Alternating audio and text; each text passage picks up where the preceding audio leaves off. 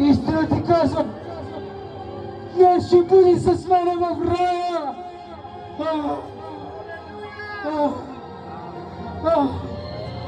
Отче,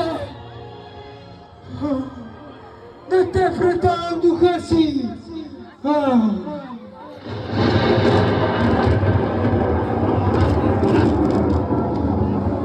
И ето,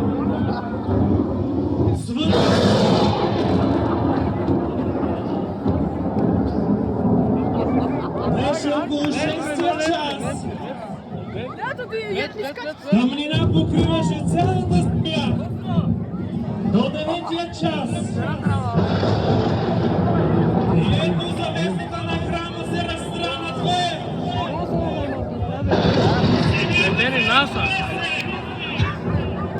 Скалите се разпугаха и гробовете се разтвориха. И много тела на починалите светии бяха възкресени. Свърши се. Това беше край. Това беше смъртоносният удар, който Господ нанесе върху дявола.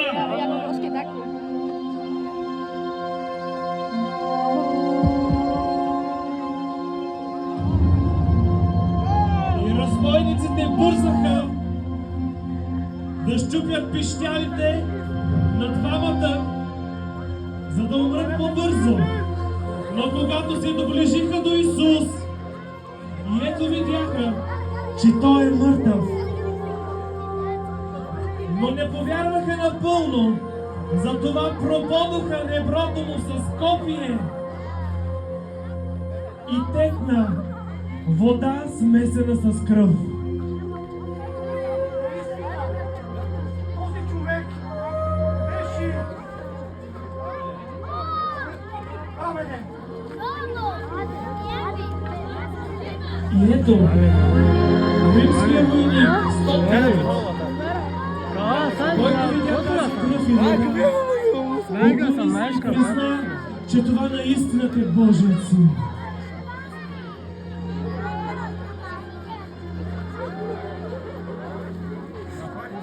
Kana, pomagaj, da ste pa nič. To?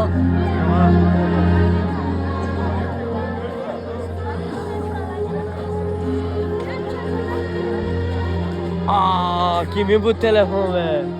Kasko? Jako polsko daku. Kasko? Čakar kako. Беше Kako skaj čak?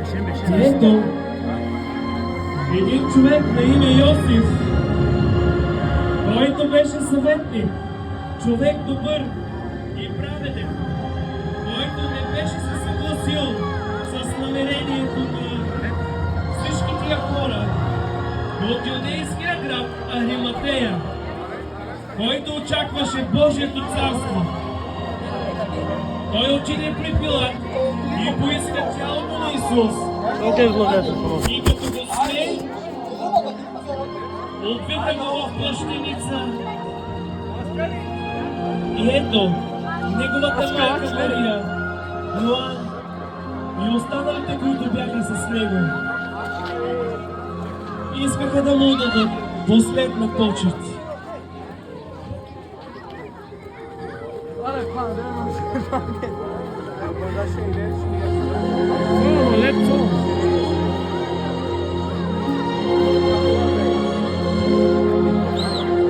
Разпоредители.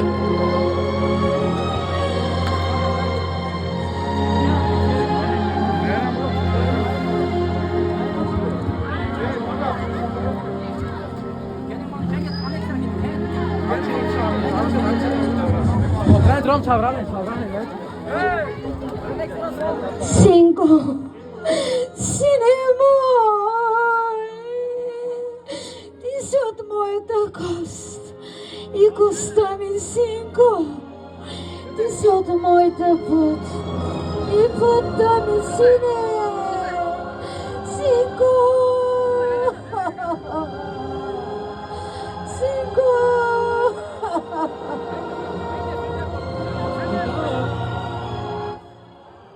Тогава го обвиха в плащеница и Йосиф го положиха в чисто нов гроб, който беше отсечен от скала. И те положиха тялото му вътре.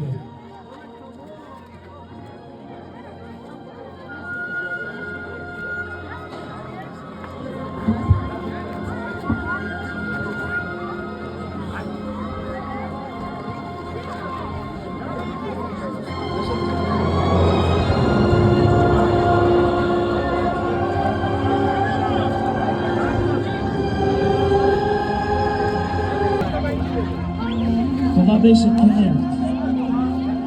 Но това е началото всъщност.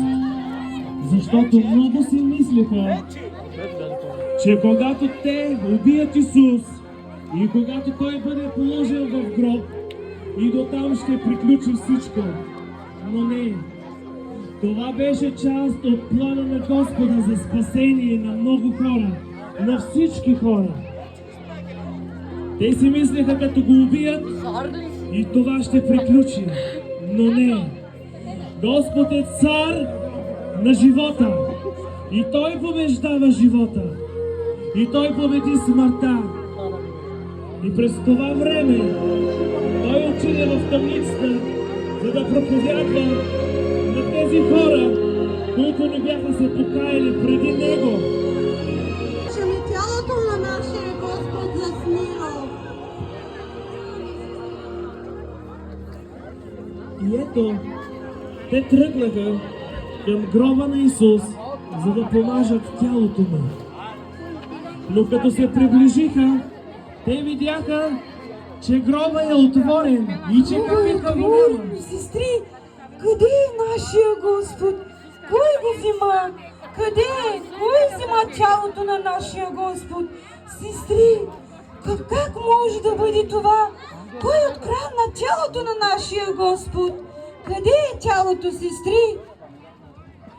И ето, внезапно се появиха двама мъже в ослепително бели дрехи и тях ги обзе страх. И тогава ангелите казаха на жените: Diri olanı neden ölüler arasında arıyorsunuz? İsa burada değil. O dirildi. Daha Celle'deyken ne söylediğini hatırlayın. İnsanoğlu günahkarlara teslim edilecek. Çarmıha gerilecek ve 3. günde yeniden dirilecek. İsa demişti.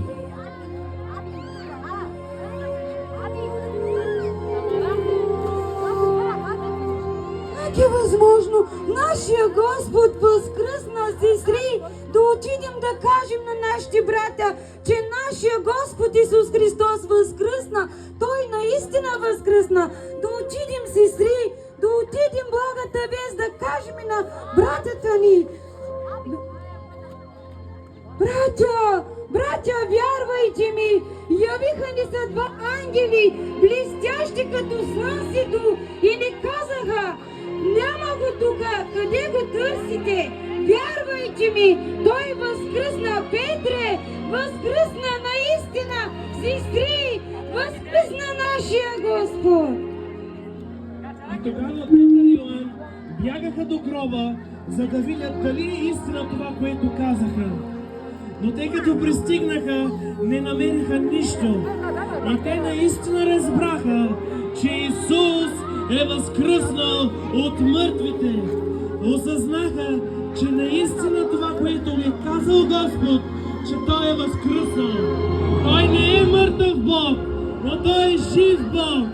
Той не е мъртъв и никога няма да бъде мъртъв, защото Той е Алфа и Омега, началото и краят, първият и последният, Исус Христос.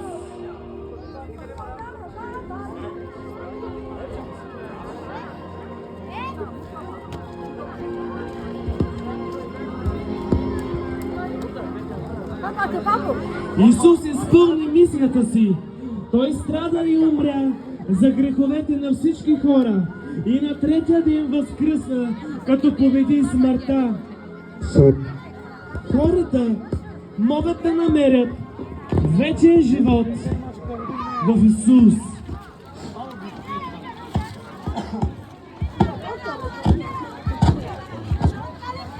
И когато те бяха събрани още, когато бяха заедно и обсъждаха това, което се случиха, бяха се оплашили, че някой ще ги обвини, че са откраднали тялото на Исус. И затова те бяха се скрили в една стая.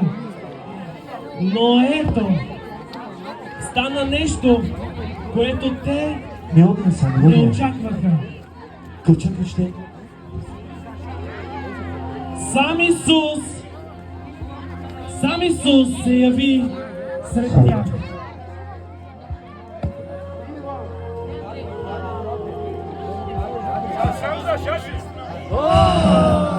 Възкръсна нашия Господ! Идвам се! Ръцете ми, краката ми! Аз съм същия! Духът няма месо, както аз имам. Иднете ме!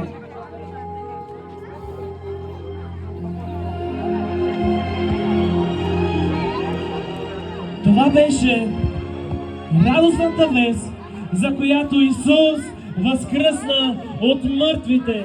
Исус победи смъртта. Исус е вечен и всеки може да намери път на покаяние чрез Него, защото е платено. Той пострада и Той оживя за греховете на целия свят, защото Той е Бог, Той е могъщ и Той е царят на царете и Господ над господарите. И няма нито едно друго име, нито на земята, нито на небесата, нито под земята, но само Неговото име е над всяко име. И всяко коляно ще падне пред Господа и ще се поклони. И всеки език ще признае, че Той е Бог и Той е цар. И няма друго име, и няма друг Бог, освен Исус Христос. Исус Христос! Исус възкръсна! Наистина възкръсна! Исус възкръсна! Наистина възкръсна! Слава този ден на Исус!